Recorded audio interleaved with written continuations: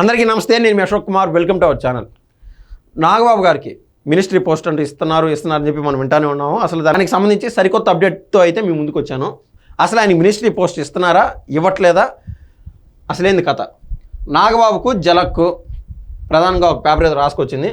మంత్రి పదవి లేనట్టే, క్యాబినెట్ విస్తరణ వాయిదా, బాబు పవన్ సంయుక్త నిర్ణయం. అంటే ఇక్కడ ఏదో ఆయనకి ఏదో వెన్నుపోటు పడడం అది ఇది అని కాదు, దానికి సంబంధించిన విషయం అంటే రాశారు. అంటే ఇంకా ఒక సంవత్సరం కాల క్యాబినెట్ విస్తరణ చేసి ఒక సంవత్సరం కాల, అందువల్ల టైం పడుతుంది అనేది మెయిన్ టాపిక్. ఏడాది కాకముందే ఎందుకనే ప్రశ్న.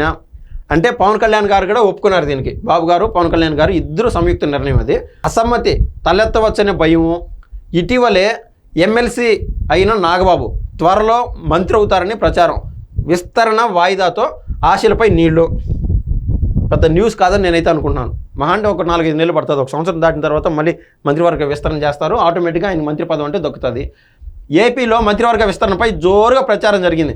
ఈ క్రమంలో త్వరలో జరగబోయే విస్తరణలో జనసేన అధినేత డిప్యూటీ సీఎం పవన్ సోదరుడు ఎమ్మెల్సీ నాగబాబు త్వరలోనే మంత్రి అవుతారని టాక్ గట్టిగా వినిపించింది. ఏప్రిల్ మొదటి వారంలో జరిగే క్యాబినెట్ విస్తరణలో నాగబాబు మంత్రిగా ప్రమాణ స్వీకారం చేస్తారని జనసేన వర్గాలు అయితే భావించాయి. అయితే రాష్ట్రంలో ఇప్పట్లో మంత్రివర్గ విస్తరణ ఉండదని తెలుస్తోంది. ఈ మేరకు సీఎం చంద్రబాబు నాయుడు, అదేవిధంగా డిప్యూటీ సీఎం పవన్ కళ్యాణ్ గారు ఓ నిర్ణయానికి వచ్చినట్లు సమాచారం. దీంతో నాగబాబు ఆశలపై నీళ్లు చల్లినట్లయింది.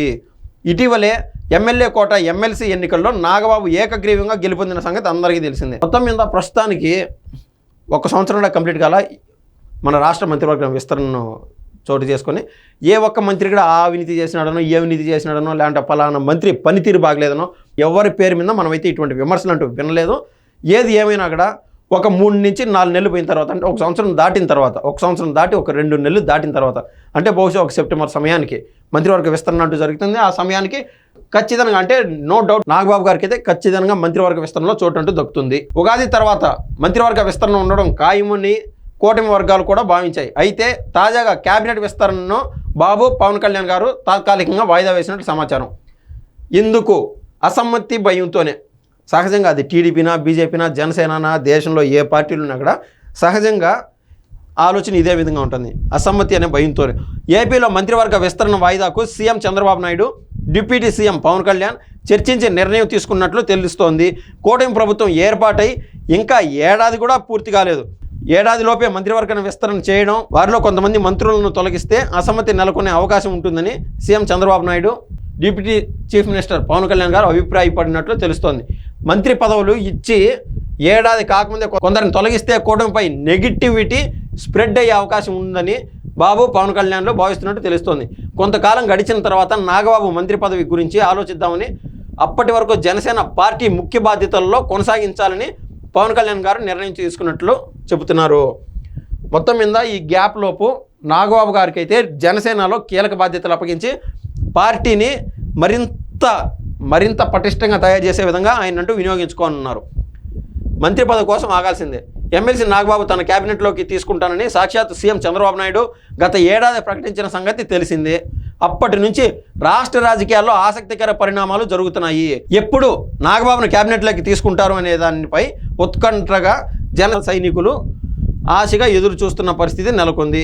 ఈ ఏడాది జనవరి 8న క్యాబినెట్ విస్తరణ ఉంటుందని అంతా భావించారు. అయితే శాసనమండలికి ఎన్నికై ఆ తర్వాత మంత్రిగా తన సోదరుడు నాగబాబు క్యాబినెట్లోకి వస్తారని పవన్ కళ్యాణ్ గారు కూడా తెలిపారు. పవన్ కళ్యాణ్ చెప్పినట్లుగానే మార్చిలో ఎమ్మెల్సీ ఎన్నికలకు నోటిఫికేషన్ విడుదలవడం, ఎమ్మెల్సీగా నాగబాబు ఏకగ్రీవంగా ఎన్నిక అయిన సంగతి తెలిసిందే. ఈ క్రమంలోనే ఏప్రిల్ 3న క్యాబినెట్ విస్తరణ జరిగే అవకాశం ఉందని ప్రచారం జరిగింది. ప్రస్తుతం ఈ విస్తరణ వాయిదా పడడంతో నాగబాబు మంత్రిగా ప్రమాణ స్వీకారం చేసేందుకు మరిన్ని రోజులు వేచి చూడాల్సిన పరిస్థితి అయితే ఏర్పడింది. మొత్తం మీద త్యాగానికి తగిన ప్రతిఫలం. జనసేన పార్టీ ప్రధాన కార్యదర్శి నాగబాబు ఎన్నికల్లో అనకాపల్లి లోక్సభ నియోజకవర్గం నుంచి పోటీ చేయాలని భావించారు. ఇందుకు సంబంధించిన అన్ని ఏర్పాట్లు కూడా నాగబాబు చేసుకున్నాడు.